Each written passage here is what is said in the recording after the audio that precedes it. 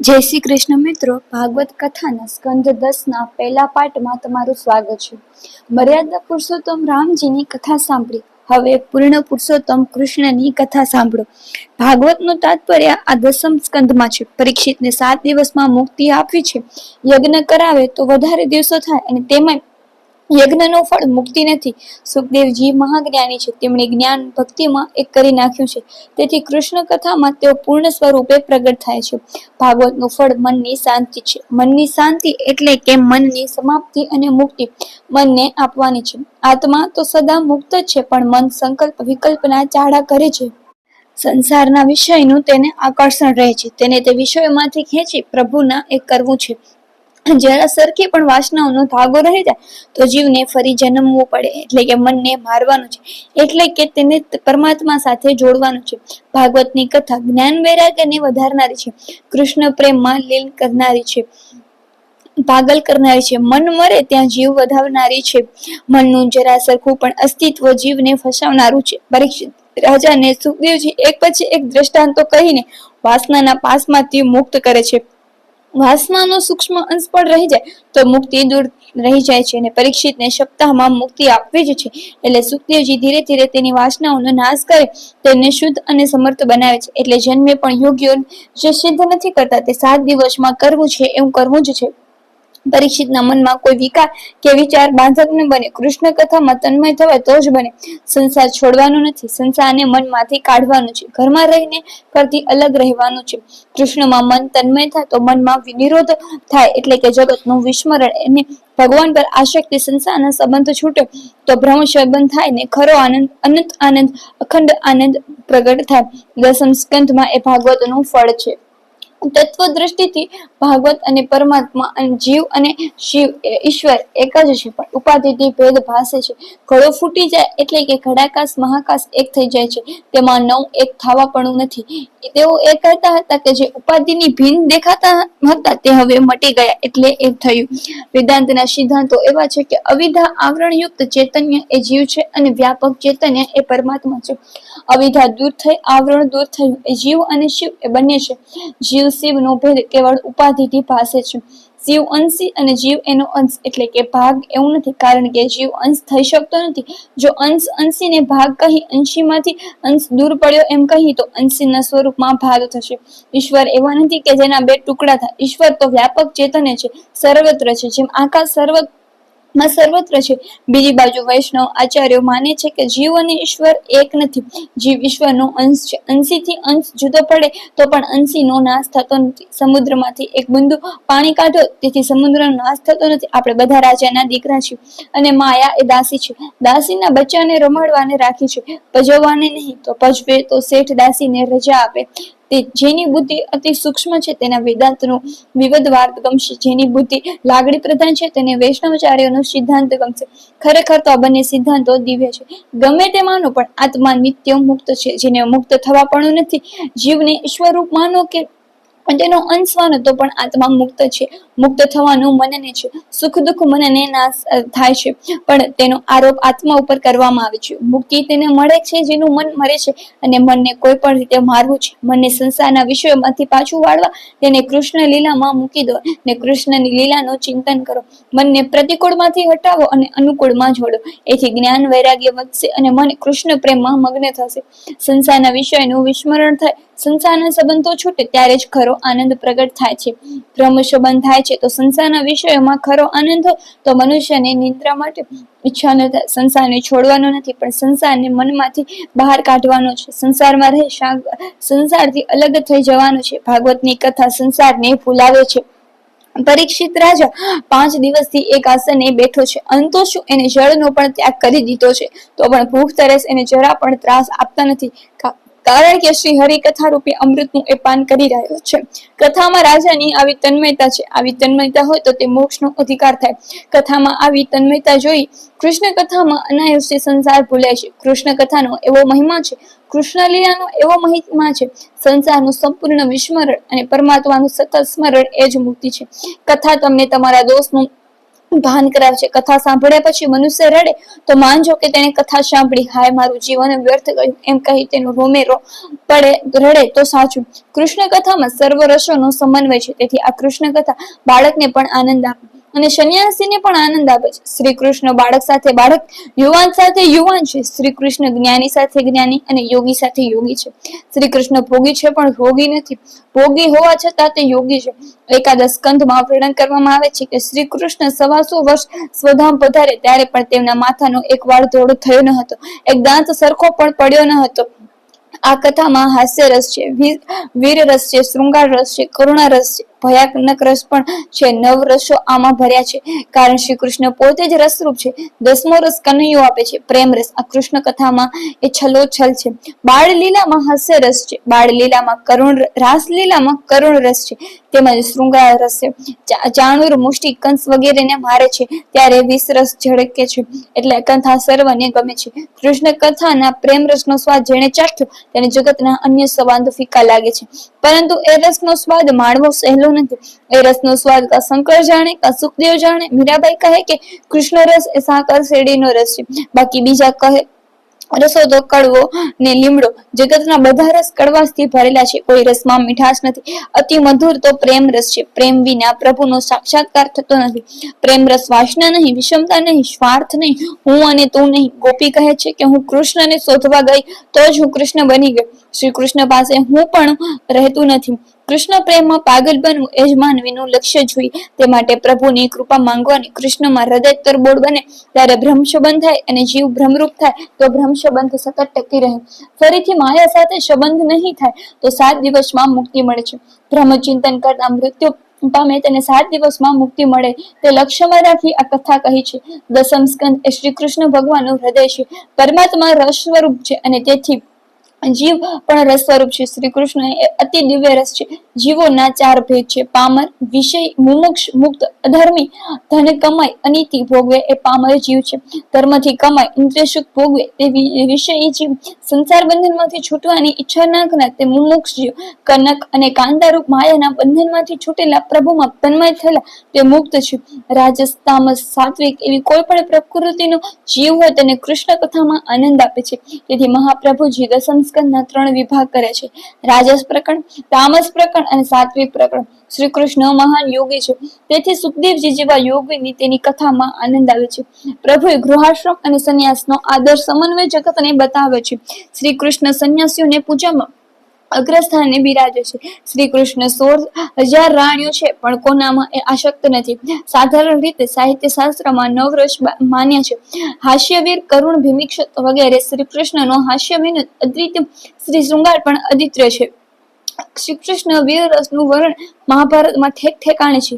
શ્રી કૃષ્ણ પ્રેમ સ્વરૂપ હોવાથી પરિપૂર્ણ માધુર્યથી ભરેલા છે, તેથી ધીરે ધીરે લૌકિક આસક્તિનો વિનાશ થાય છે અને શ્રી કૃષ્ણ આસક્તિરૂપ ભક્તિ પ્રાપ્ત થાય છે. જીવન સરળ થાય છે. આથી શ્રી કૃષ્ણ લીલાને મહાપુરુષનો નિરોધ લીલા કહે છે, કારણ કે તેથી મનનો નિરોધ થાય એટલે કે મુક્તિ સુલભ બને છે.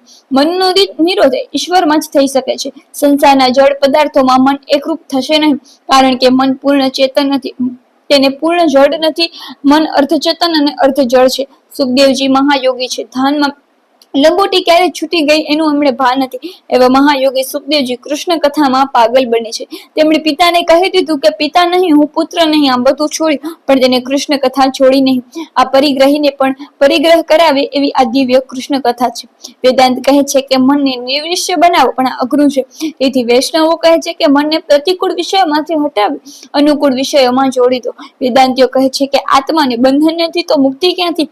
વૈષ્ણવ કહે છે કે ભગવત સેવામાં અમને તો એવો આનંદ આવે છે કે મુક્તિ મળવા આવે તો પણ અમારે એ જોઈતી નથી.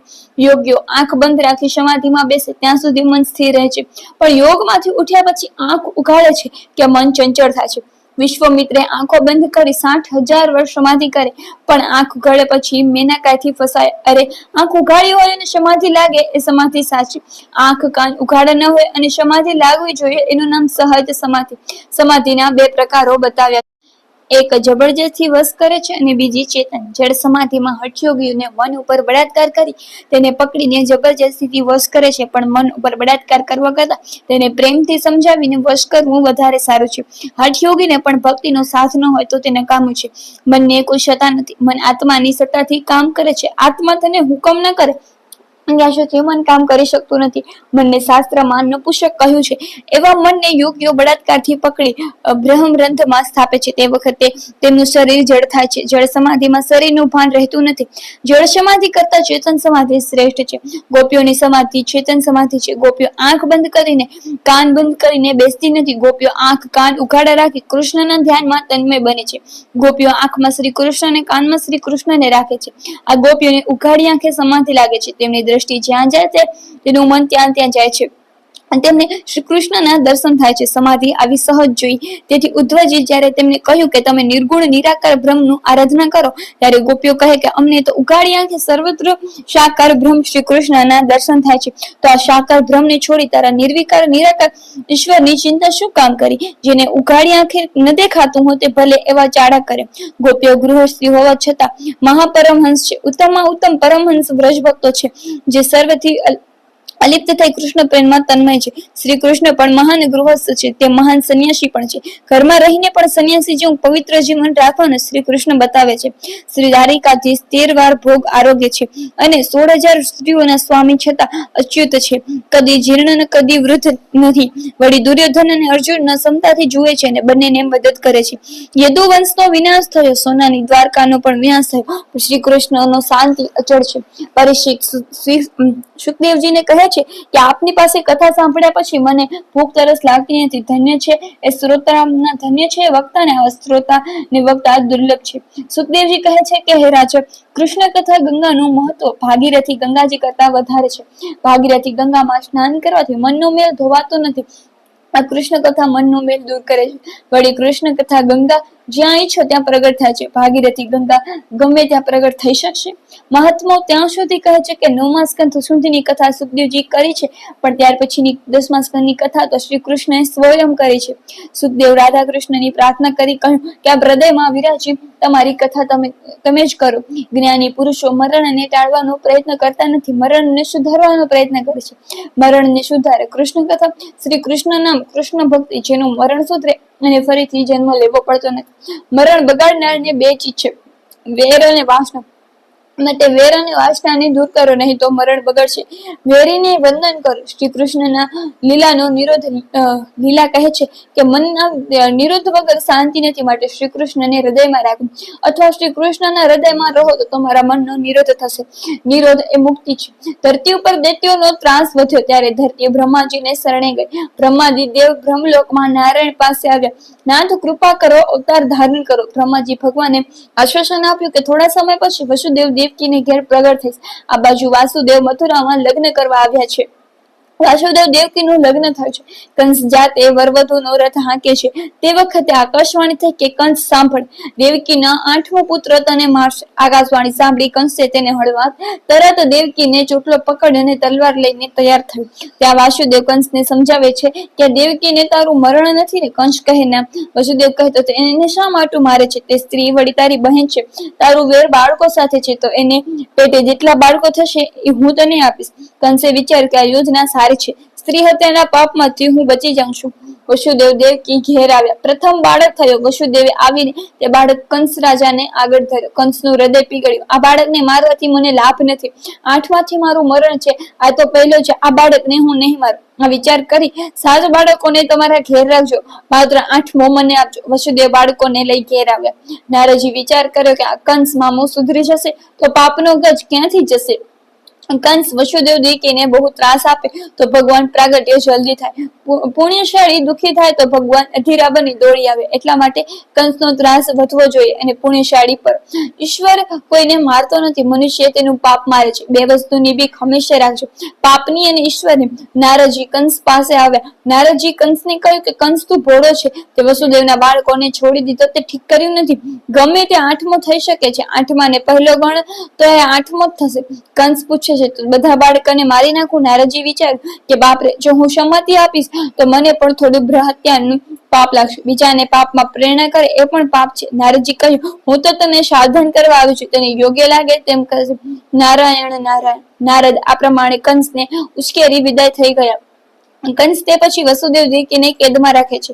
વિના અપરાધે વાસુદેવ દેવકીને બેડી પડી, છતાં તેના મનમાં સમાધાન છે કે પ્રભુ ઠીક લાગ્યું તેમ કર્યું.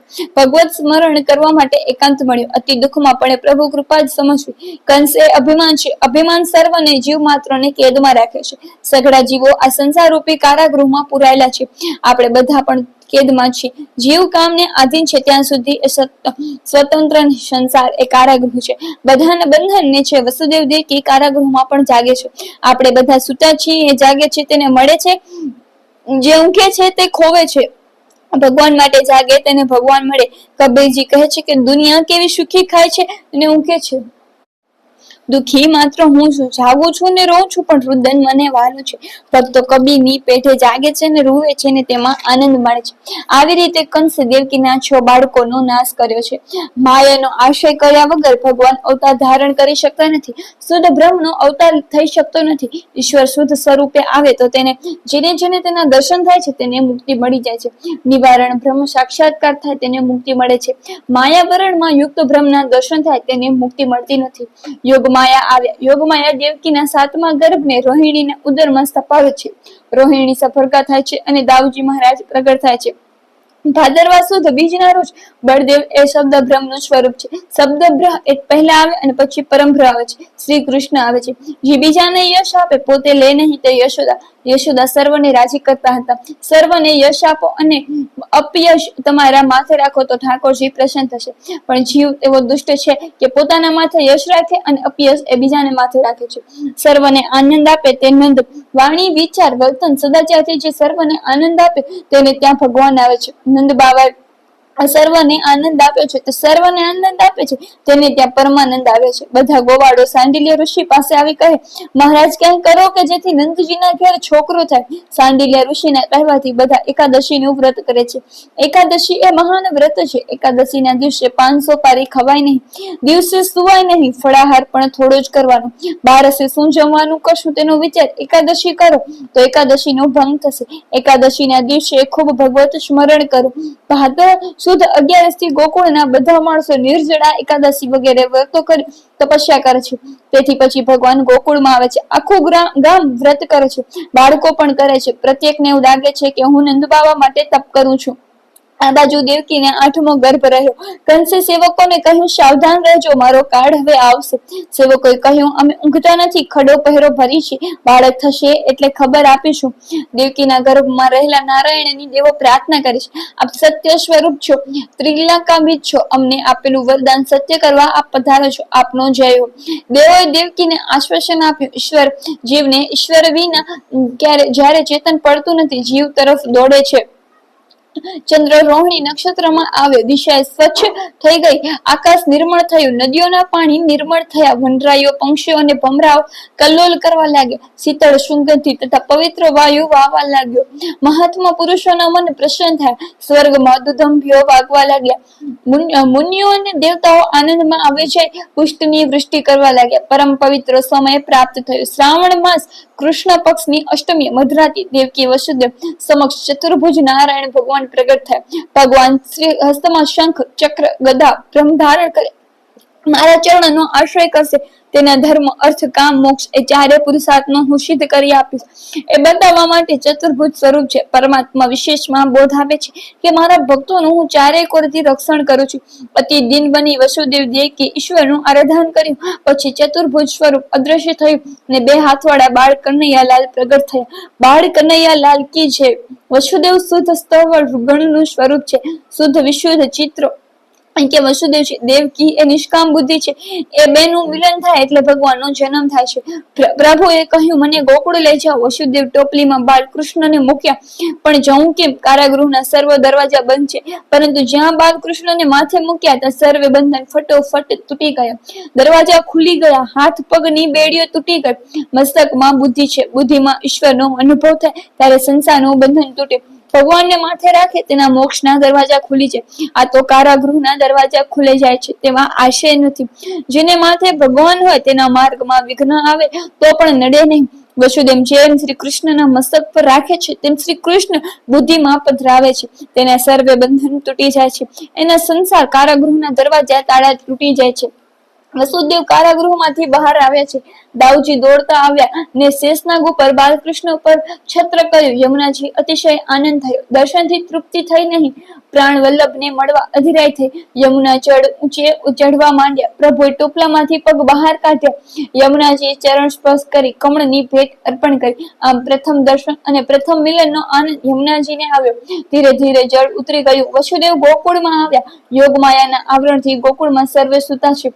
વસુદેવ શ્રી કૃષ્ણને યશોદા પાસે મૂકી દીધા અને યોગમાયાને લઈને પાછા ફર્યા. વસુદેવ વિચારે છે કે હજુ મારો પ્રારંભ બાકી છે, તેથી પરમાત્મા માટે હું માયાને લઈ જાઉં છું. વસુદેવજી યોગમાયાને ટોપલામાં લઈ કારાગૃહમાં આવ્યા. બ્રહ્મ સંબંધ થયા પછી વસુદેવની બેડીઓ તૂટી ગયેલી, પણ માયાના સંબંધથી ફરી બંધન આવ્યું. વસુદેવ ગોકુળથી માયાને માથે લઈને આવ્યા એટલે બંધન આવ્યું અને કારાગૃહના દરવાજા ફરી બંધ થયા. ભગવાનની આજ્ઞાથી વસુદેવ બંધન સ્વીકાર્યું છે. યોગમાયા રડવા લાગી. કંસને ખબર આપવામાં આવી કે કંસ દોડતો આવ્યો ને કહે, ક્યાં છે મારો કાળ? લાવો અહીં. કંસ યોગમાયાના બે પગ પકડીને પથ્થર ઉપર પછાડવા ગયો. માયા કોઈના હાથમાં આવે એના હાથમાં આવે. આદિ માયાએ કંસના માથા ઉપર લાત મારી. અષ્ટભુજ જગદંબા ભદ્રકાળી આકાશમાં પ્રગટ થયા. યોગમાએ કહ્યું કે દુષ્ટ જાણ, તને મારનાર કાળનો જન્મ થઈ ગયો છે. હવે કંસને પશ્ચાતાપ થયો કે 8 બાળકોને મારીને મેં શું મેળવ્યું. તેણે વસુદેવ દેવકીને કહ્યું, મારા અપરાધની ક્ષમા કરો. આ બાજુ બાલકૃષ્ણ જ્યારે નંદજીના ઘરમાં આવ્યા છે તે વખતે નંદ બાવા સુતેલા છે. એવામાં નંદ બાવાને સ્વપ્ન દેખાય છે. સ્વપ્નમાં જુએ છે કે મોટા મોટા ઋષિઓ આંગળે આવે છે. યશોદાજીએ શૃંગાર કર્યો છે અને યશોદાની ગોદમાં સુંદર બાળક છે. શિવજી પોતે બાળકનું દર્શન કરવા આવે છે. નંદ બાવા પ્રાતઃ કાળે જાગે છે. મનમાં અનેક પ્રકારના વિચારો કરતા ગૌશાળામાં જાય છે. નંદજી જાતે ગાયોની સેવા કરે છે. નંદ બાવા પ્રાર્થના કરે છે કે હે નારાયણ, મારે ઘેર ગાયોની સેવા કરનાર ગોપાલ કૃષ્ણનો જન્મ થયો. તે વખતે બાલકૃષ્ણની લીલા કરે છે. પીળું ઝબલું પહેરી, કપાળમાં કસ્તુરીનું તિલક કરી, કોઠડી ચાલતા ચાલતા બાલકૃષ્ણ ગૌશાળામાં આવે છે. નંદ બાવાને બાળકની ઝાંખી ગૌશાળામાં થઈ ત્યારે નંદજીને લાગ્યું કે જે બાળક મેં સ્વપ્નમાં જોયેલો છે તે જ બાળક આ છે. બાલકૃષ્ણ નંદ બાવાને કહે છે, બાબા, હું તમારી ગાયોને ચરાવીશ.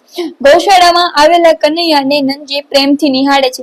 તે જ સમયે તે ક્ષણે નંદ બાબા દેહનું ભાન ભૂલી જાય છે. નંદજીને યાદ આવ્યું નથી કે હું સૂતો છું કે જાગું છું.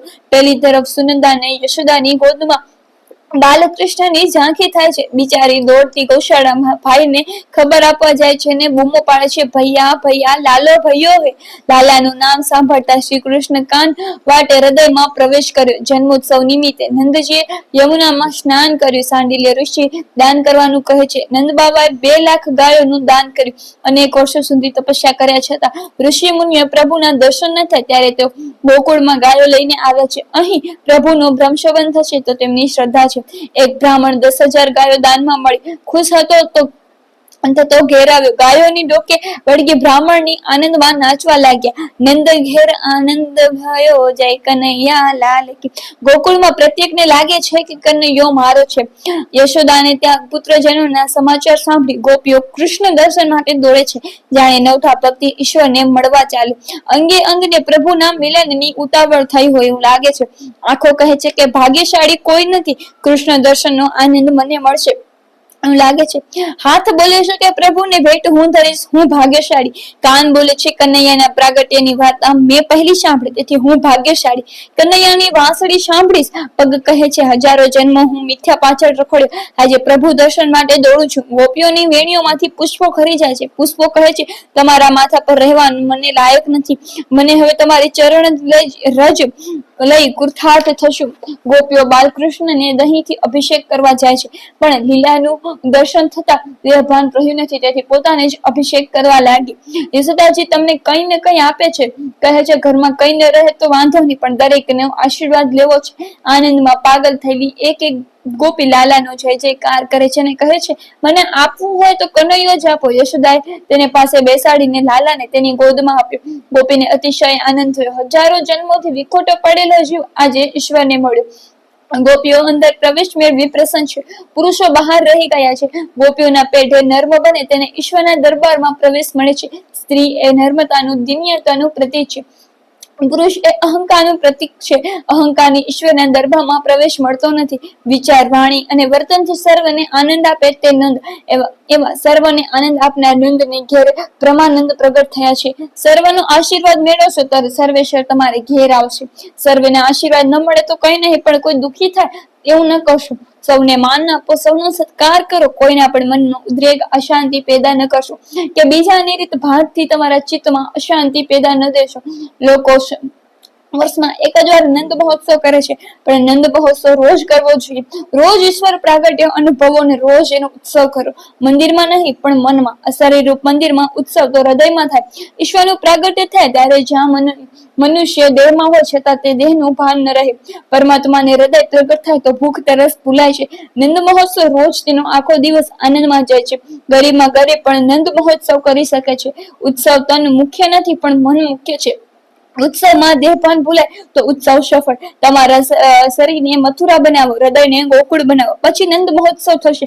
પછી હૃદય ગોકુળમાં પરમાત્મામાં પ્રગટ થાય છે. ગોલક એટલે કે ઇન્દ્રિય અને કુલ એટલે કે ઇન્દ્રિયોનો સમૂહ.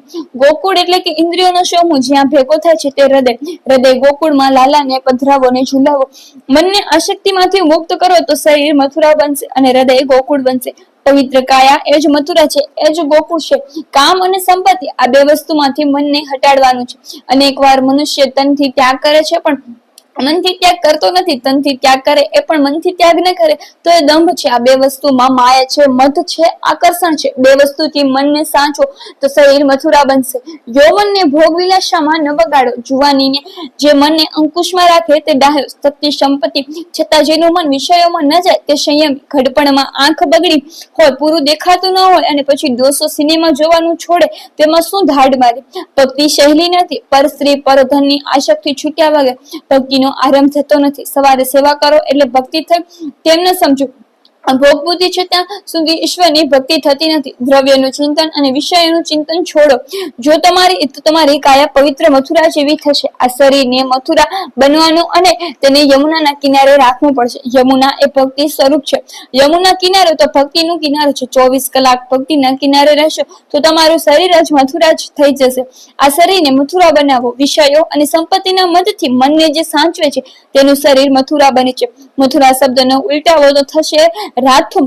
થુ વાંચવાથી કાઢી નાખો એટલે રહેશે રામ. જેના મુખમાં હંમેશા રામ રહે છે તેનું શરીર મથુરા બને છે.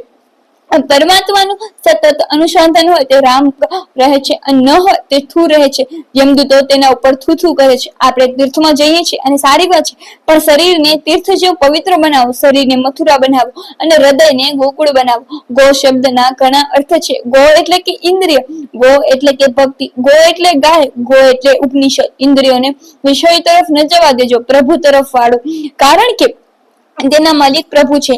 એક ઇન્દ્રિયને ભક્તિ રસમાં તરબોળ બનાવો.